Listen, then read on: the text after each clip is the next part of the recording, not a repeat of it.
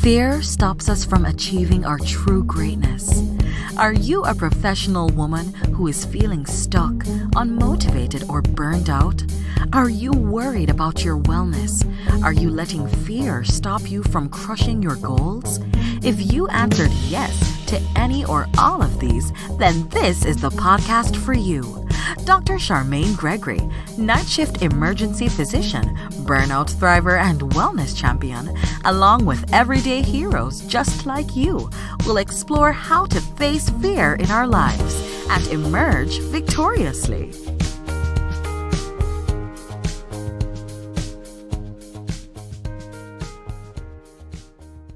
Hello, Fearless Freedom family. Oh boy, you know it. We are rocking it again today. And today we have the incredible Dr. Jattu Senesie.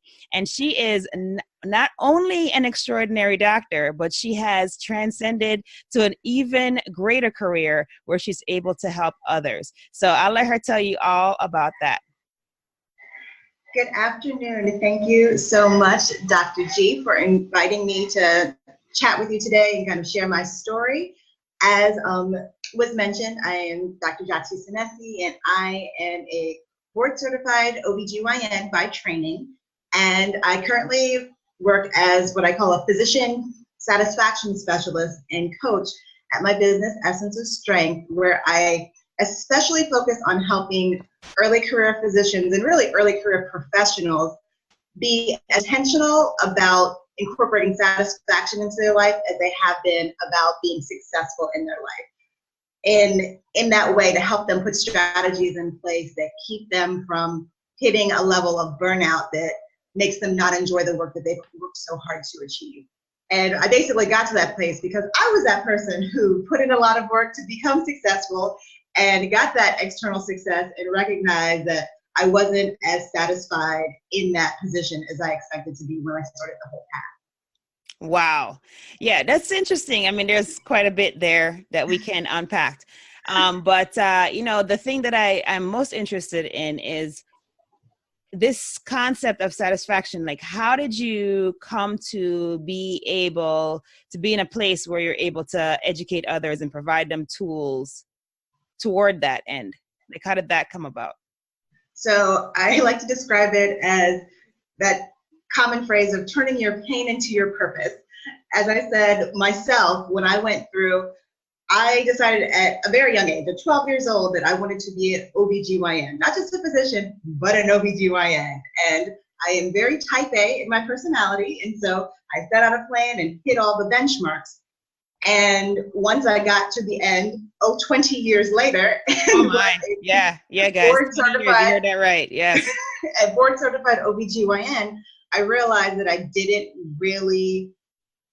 wasn't enjoying my life the way I thought I would, and that the sacrifices that I had made along the way that were supposed to yield a life that I really liked and make those sacrifices worth it didn't show up for me. And I like to say that I learned how to do it right by doing it not quite right for myself. And so in order to help people get it right more quickly than I did, that's how I got into this work. When I first realized that this isn't exactly what I want it to be, I thought there was something wrong with me. I was like, maybe something's not right. So I went to see a therapist. I was like, clearly I'm crazy. Something's not right. I have a job. I was close to my family, at least geographically. I didn't really see them that much because I worked so much. Oh, and okay. I thought I said, okay, ostensibly everything looks really good. So what's the problem? And I definitely got a lot of positive insights from working with a therapist and just kind of working through a lot of the mindset things that were keeping me feeling like I needed to do stuff that I didn't really need to do that was keeping me miserable.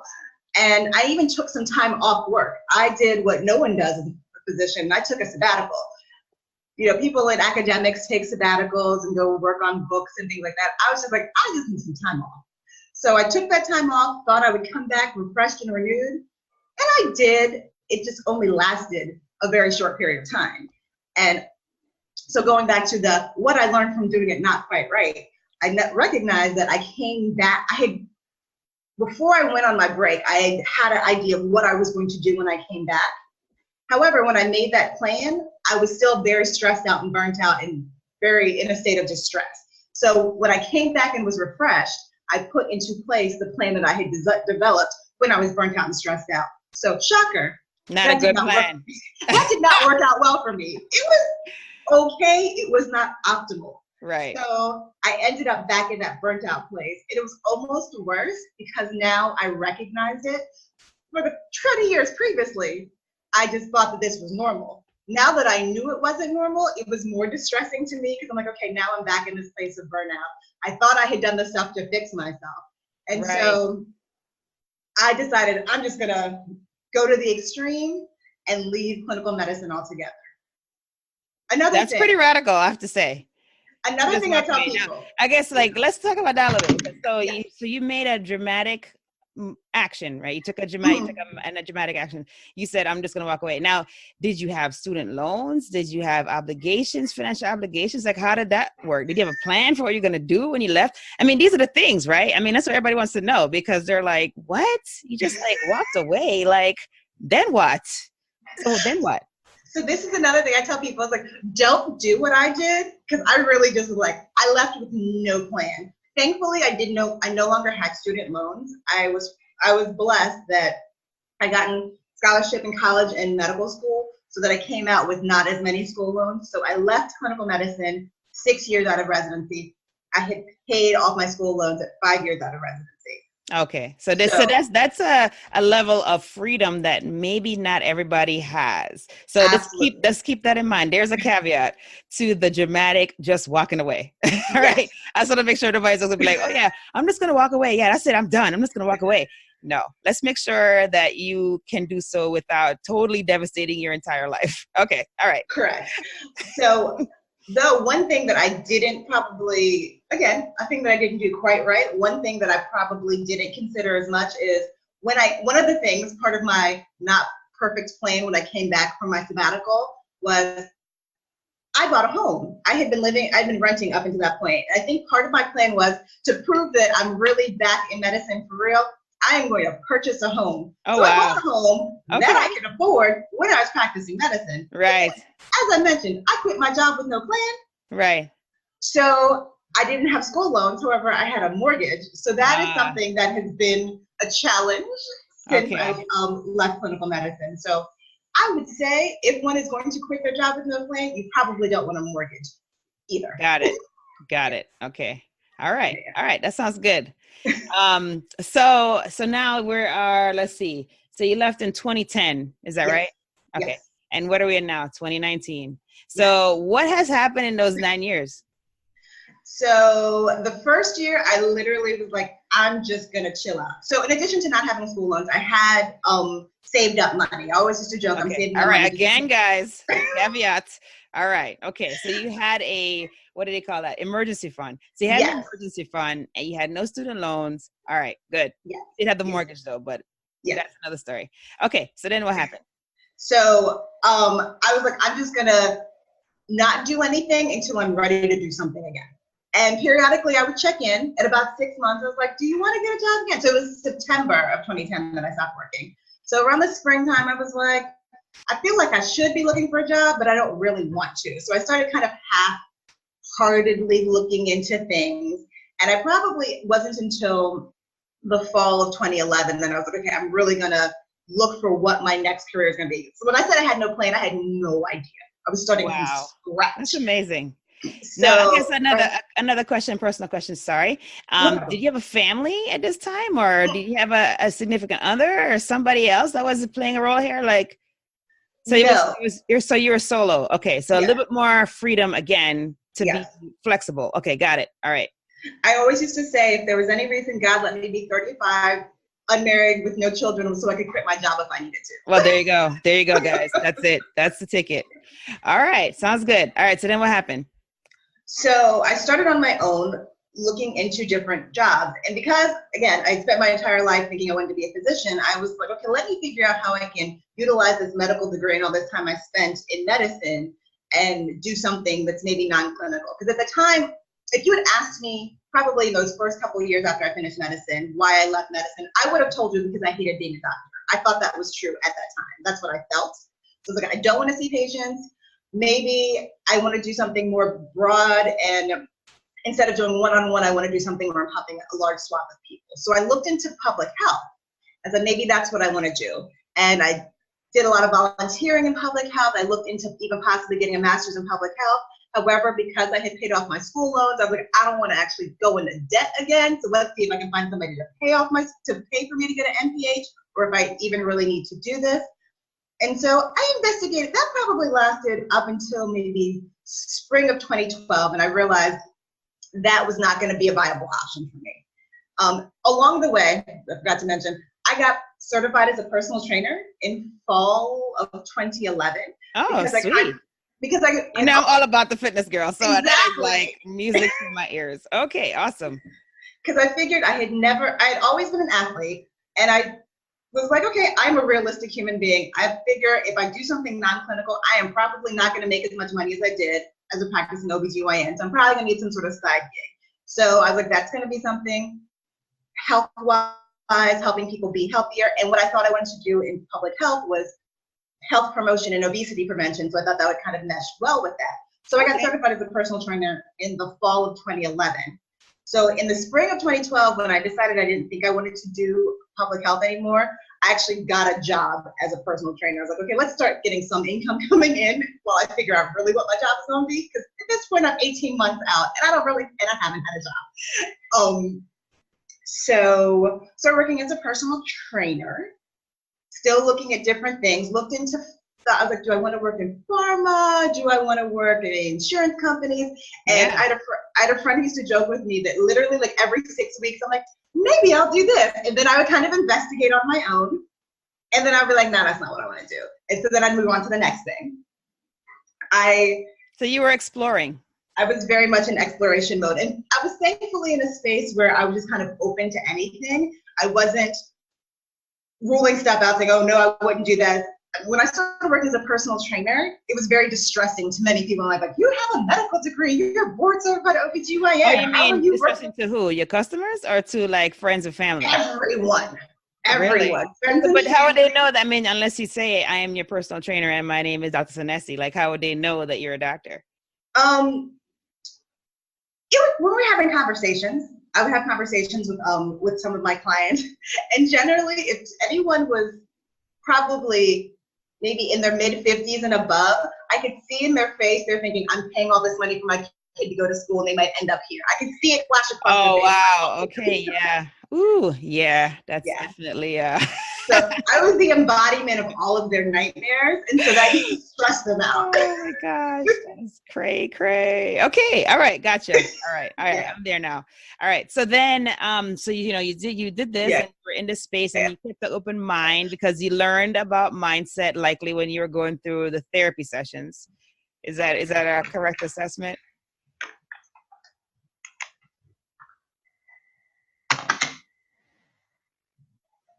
Is that a correct assessment? So you learned a lot about mindset. So you had an open mindset and you're open to things, possibilities. All right. So then what happened? So I was doing personal training, still didn't know what I wanted to be when I grew up.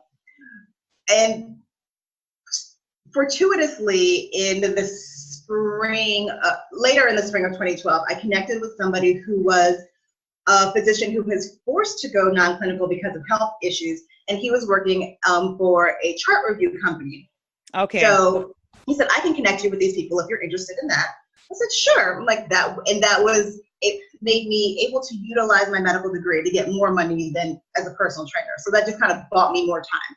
I knew that was going to be kind of a stopgap job. That wasn't what I was going to do forever. However, it was good compensation. So I did that job. And so that's what I did. The chart review and the personal training I did exclusively up until summer of 2013. I was still looking at other things. Nothing seemed to work quite right for me.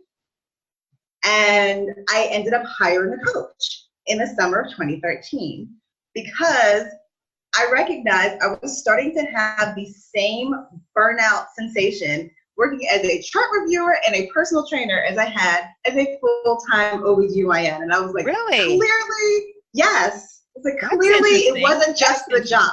Yeah, that's very interesting. Okay. And I was like, okay, there has to be something else that I can do that allows me to, because I left my job because I wanted to be able to help people and still like my life. And I was like, okay, I have what seem to be the two chillest jobs in the world, and I am still super tightly wound and stressed out. So I initially went to the coach thinking that maybe I wanted to add health coaching to the personal training bit, because despite the fact that I've been a personal trainer and an OBGYN, I am not a morning person. Oh, neither am I, girl. We're on the same page there. I am not a morning person. So I was like, maybe if I add health coaching to the personal training, I can maybe cut out some of those super early morning appointments and maybe do things a little bit differently. Okay. Because despite the fact that it was a different job, I was still me, and my personality is always, what can I do to make it as easy as possible for people to get the help? So I would have super early morning appointments. I would have super late evening appointments. And then I'd have like this big stretch of time in the middle of the day where it was kind of dead. So I was like, okay, must be a way where I can work that middle of the day portion, which is really more optimal for me, and still be able to help other people. So that's what I thought I was doing when I went to see my coach. And then in working with her, I was like, these are some really cool tools and skills that I am learning from her. And there was kind of a system and structure to how to implement these tools and skills and strategies. I was like, this would have been really helpful when I was working as a physician. And so then I thought, well, maybe instead of health coaching, I could bring these tools and skills and structure and systems to my friends who are physicians and scientists and attorneys who are stressed out and burnt out just like I was. So I made that shift when working with her to think maybe this particular kind of coaching would be really helpful for my colleagues as opposed to adding it to the personal training piece. So that's the really long and roundabout way how I left clinical medicine and became a coach. Wow, that's quite the story. So, there are so many places along that road, though, that you could have been facing fear. So I'm going to let you pick one because you have several points, I'm sure. So you pick one and you tell us about the fear you faced during that stage and how you overcame it. I can't even talk today. How you overcame it. Like, what would be the most...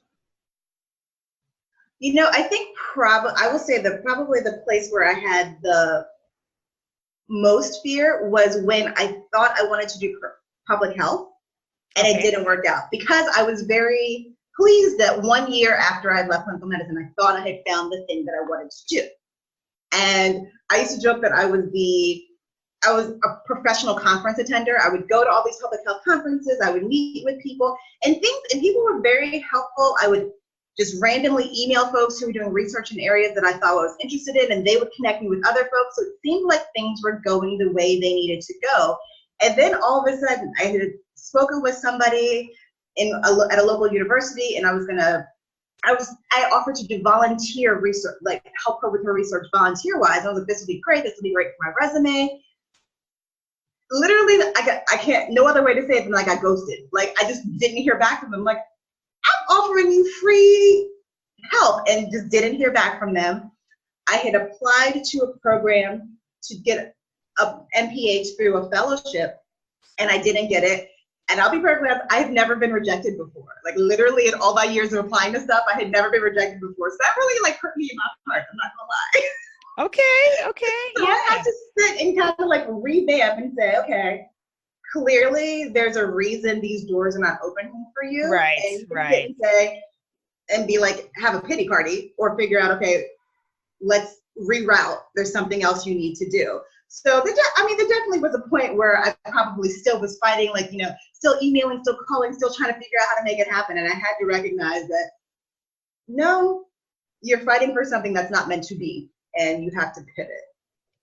So it sounds like for you, when you faced that fear, you just reconcile with the reality of it. Like, you were like, okay, I'm afraid, but this is what's happening right now. This is the truth that I'm currently living in. So I'm just going to roll with it. That's what it sounds like that's how you dealt with it. Would you say that's accurate, or? I would say so, yeah. I think that's one thing that I've done pretty well is I've been very realistic. I do my best to be both optimistic and realistic, so that I'm not so optimistic that I'm in the clouds and, not doing things practically. And I do my best not to be so realistic that I'm caught in the negative and say, since I haven't seen it, it can't possibly happen. Right, exactly. Yeah. So magical thinking is good. Yes. It definitely can be. Oh my gosh. Yeah, it's so true. All right, cool. And so now you help professionals, not just doctors, it sounds like you help young professionals to find satisfaction and have the tools that they need in order to have longevity and success in their careers. Is that a good summary? That is a wonderful summary, yes. Okay, awesome. All right. So we talked about your very interesting pathway from OBGYN to now making a difference in the lives of young professionals through coaching. Is there something that you're working on personally, a fear that you are facing personally that has nothing to do with career or work? I read that question. When you sent it to me, I was trying to think. Honestly, I think I like to believe I do a pretty good job of kind of claiming faith and not fear. And I will say the thing in my life that probably does bring up the most fear really is business and work kind of stuff. That's probably where fear has the greatest likelihood of popping back up, just because it is unknown. I ain't learned how to start a business in studying medicine. This is Certainly all very, certainly not. all very much trial and tweak. So you try new things and you have to figure out, is it a trial and toss because this is not going to work, or is it a trial and tweak? And when you're trying to figure out, is it a toss or a tweak, you can kind of be a little scared, like, okay, am I continuing to do this thing that's not going to yield any fruit? Or did I toss that thing away? And now if I stayed with it for like another month, it would have, been super successful. So that's probably the space where I actually tend to have the most opportunity for fear to show up. Gotcha. Yeah. All right. And so how do you deal with that? You said it. Sometimes when you're an entrepreneur, literally what happens is you're like failing. But the moment you take your foot off the gas and you're no longer moving forward, and, had you just pushed a little bit longer, the breakthrough would have happened. It's like, how do you gauge that? Is it a gut thing? Is it just experience? Like, how do you gauge that? I think for me, it is a balance of both. I am a very big believer in writing stuff down and kind of doing reflection on things. So in my business, I do that. I do it at least quarterly, and I do some stuff like monthly. And so if I'm sitting and thinking, okay, what has worked in the past? Because sometimes you just get caught up in the day-to-day, and you think, okay, I'm doing this and it's not working. You're like, okay, let's take a step back and think, what has been successful in the past? Like, what made that successful in the past? And it kind of helps me know, okay, no, when I do this, it tends to be useful, or when I do some version of this, I continue. And then also just kind of the sense of peace I have in doing things. I'm a very big believer in functioning from a space of peace. So that's where the intuition comes. Okay. If I'm fully in that, like grinding, making me miserable, even if it seems like the perfect thing to do or what all the experts say to do, I maybe realize it's not the thing for me to do right now because it's making me feel miserable. And I'm not going to function at my best when I'm feeling miserable to do something. Nice. Love it. The gut check. That's great. Yeah, no, I love it. Because well, for me, like, I am definitely in the entrepreneurial mode and constantly trying new things. And I did get caught up early on with all the shiny objects, that shiny object syndrome, where you see the thing, you're like, oh, that's a cool thing, I'm going to try that out. And it distracts you from the path, right? It distracts you from focusing on what your why is, what your plan is, and, the opportunities that are going to be beneficial to you to make your time the most efficient and most productive. So I've been there. And truly, there have also been some times when I remember people have asked me, well, have you ever thought about doing such and such, whatever? And it's usually somebody who's totally not in the entrepreneurial space and gets heard that somebody does that. And I say, yeah, I'm not doing that. Like one day I'm like, I don't want to. Sometimes there you go. Yeah, you have to know it. You have to know it. You have to have boundaries, man. I think that's a thing. Having boundaries, knowing yourself, because clearly, you know, like you're well attuned to what gives you satisfaction, what brings you satisfaction, just from the experiences that you had when you weren't satisfied. Exactly. And so, you know, really having that insight is huge, because then every decision you make is based on that, and you will always be satisfied. Pretty much. That's awesome. Oh my gosh. Oh, so I heard that you wrote a book. Did you? I did. Okay. I believe you were also one of the authors on that book. That's true. But I'm highlighting you today. So let's talk about you. Let's talk about the book that you wrote. Yes, it is a book called Doctoring Better. It is an anthology of myself and 10 other physician coaches. And we all tell our story of kind of how we got into the coaching space. Interesting, when I first started coaching, everyone was like, a lot of people were like, what is a coach? And physicians do coaching.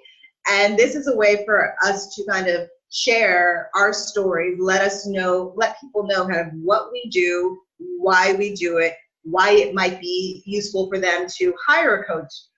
Maybe one of us, maybe someone else, just to understand. Because a lot of times, I mean, I know that I myself didn't really know what a coach was. Other industries are very aware of coaching. Oh yeah. Physicians not We're the ones that are like in the dark. I don't understand it, but we are. The first year that I was out of practice, I spoke with one of my classmates from medical school, and she had done a coaching program, and she was like, that might be something you'd be interested in. And I'm like, I'm not doing that. Oh, how am I? We have come full circle. Exactly. So I was that person who was like, what is coaching? Why is coaching? So to help folks who are in that space understand what brought me to that space, and also to help people recognize that they are not alone in that sense of, I don't really feel like I like this as much as I'm meant to like this. That's one of the things I enjoy the most about talking to prospective clients, just people in general, is helping them have a safe space to say, I don't like this, and to help them recognize they're not alone in feeling that way. Right. Yeah, because not everybody's on Facebook and into support groups and everything. So absolutely. No, that's huge. Definitely. Because I have to say that even a few years ago, I had no idea what coaches were. I just thought that a coach was someone that you got when you went to better at a sport. Right. I mean, but you know, now it's like, if I need to do something, I'm like, I'm getting a coach. Like that is just like my first thought. Yeah. And I'm like, I'm going to get someone to get me there faster than I would take to do it on my own, because I would take 3 years to do it. This person could get me there in probably a month and a half. So, you know, it just makes all the difference. So, yeah. Absolutely. The ignorance of it is not anybody's fault. It's just something that we just don't hear about. It's not something that's widely discussed. So, no, that's awesome. Congratulations. Thank you. Was that your first book, or is that? It was. Okay. All right. It was great because I had been tossing around the idea of doing a book. And then when I heard there was an anthology, I'm like, all I have to do is write a chapter. Yeah. Perfect. This will be my nice entree into it. And then I have some ideas for some other things possibly coming up in the next year or so. Awesome. What I do. Awesome. Good. Yeah. Good.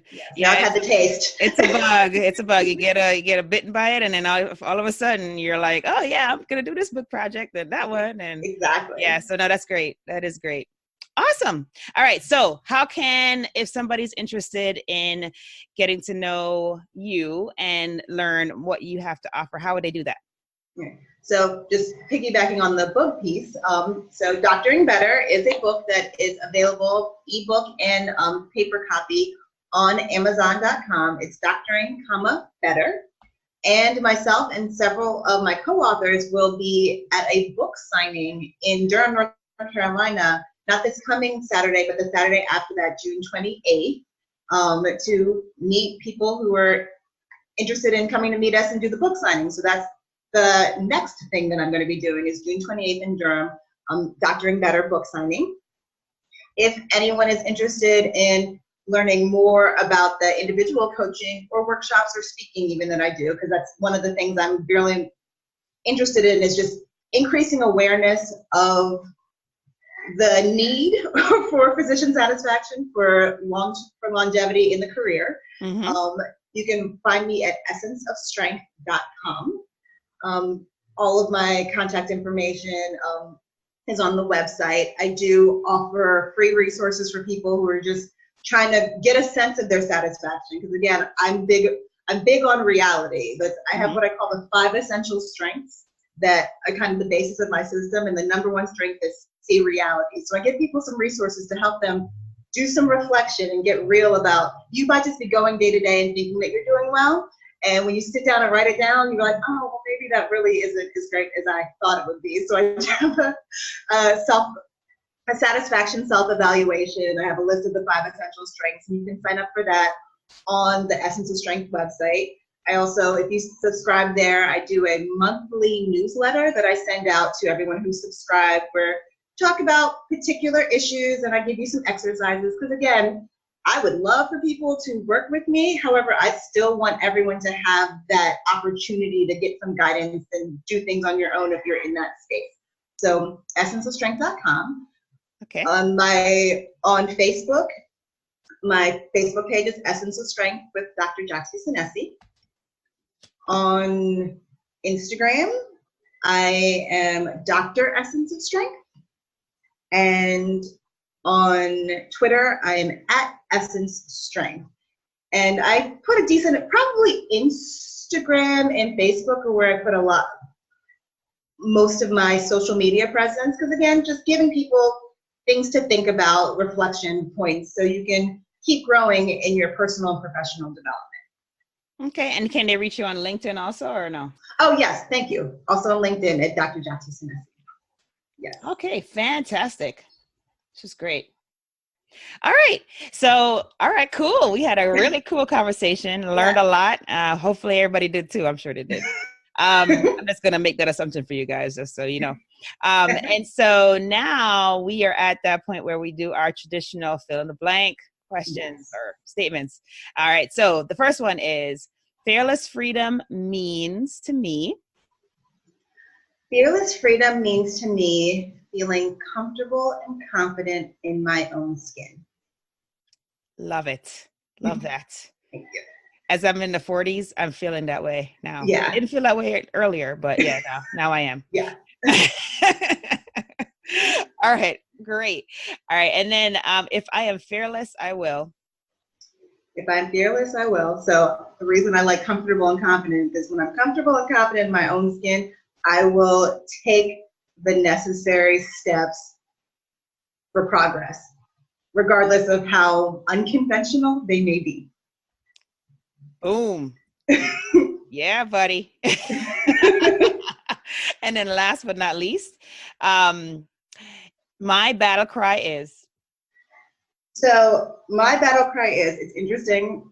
I have part of what I came out of with my coaching program was a purpose statement. So I think that probably fits with the battle cry, which is, my purpose is to be peaceful in order to be challenged by myself and others. Love that. That's awesome. Thank you so much for sharing your time with us and all of those pearls. Oh my goodness. And the story, that was quite the story. I know people are gonna be like listening, like gripped to, to their headphones or whatever, just listening, because the story was quite riveting. So I really appreciate you sharing that. And I know that you're going to get lots of people contacting you after this episode because, you're awesome. That's just the bottom line. Thank All you right, so cool. much. I appreciate it.